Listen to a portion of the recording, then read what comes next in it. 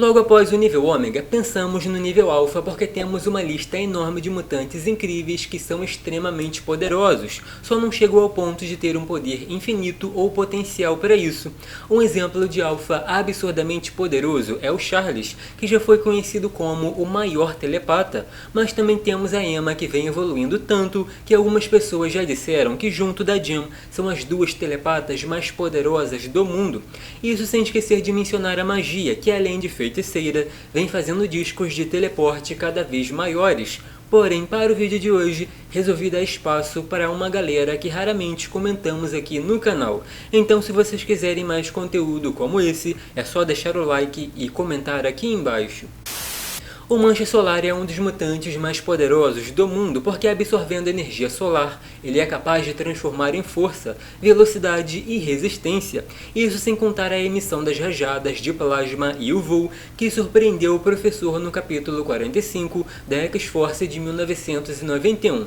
Naquele dia, o Charles perguntou ao Cable há quanto tempo o Bob estava voando, e a resposta foi aproximadamente 3 horas e meia. O detalhe é que o rapaz não estava cansando e sim ficando cada vez mais forte, ou seja, quanto mais energia tem, mais poderoso ele fica, e nem sabemos exatamente qual o limite do nosso mutante brasileiro. A Jubileu sempre foi uma personagem muito amada pela personalidade, mas subestimada pelos poderes, apesar de combinar muito com a personalidade dela. Para ser mais claro, a maioria das pessoas pensam que a heroína basicamente tem o dom de soltar fogos de artifício, sendo que a coisa é muito mais complexa, porque são glóbulos de energia, que podem variar de intensidade só dependendo do que a moça quer. De acordo com a Emma, a Jubileu tem potencial para detonar a matéria em nível subatômico, e nas exterminadoras podemos ver que o negócio escala para tal nível que explode como se fosse uma bomba atômica. O detalhe é que a Jubileu já imaginava que podia fazer isso, mas nunca teve a oportunidade, pelo menos não até aquele momento. O poder da Polaris chama tanta atenção que se manifestou ainda criança em uma explosão de energia, que deixou até o Magneto curioso para entender o que estava acontecendo.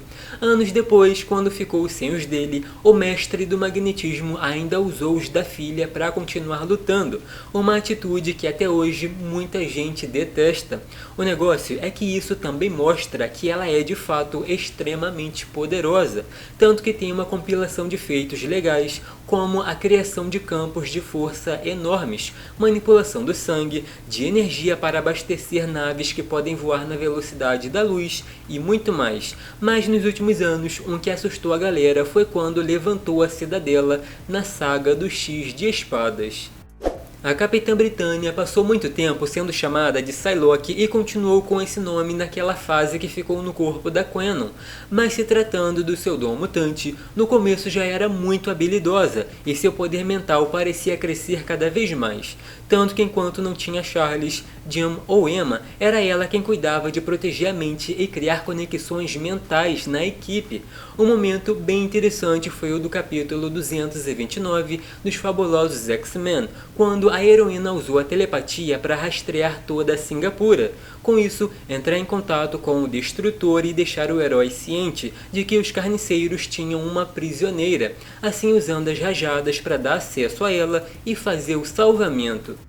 Os Fabulosos Vingadores foi uma HQ marcada pelas armações do Kang e dos Gêmeos Apocalipse. Um dos momentos mais insanos foi quando uma estação começou a cair na Terra e, vendo que ia direto para a cidade do Rio de Janeiro, o Thor teve que usar o Mjolnir para partir aquela estrutura gigantesca.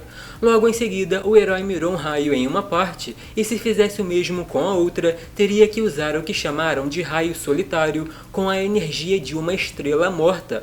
O problema é que o Vingador não tinha muito tempo para pensar e o efeito seria devastador, mas o Solaris apareceu a tempo com o que foi chamado de poder atômico de uma descarga solar vaporizando milhares de toneladas de metal, ou seja, o homem é extremamente poderoso. Os X-Men de 2013 foi uma HQ que tratou muito das consequências do que aconteceu em Vingadores vs X-Men.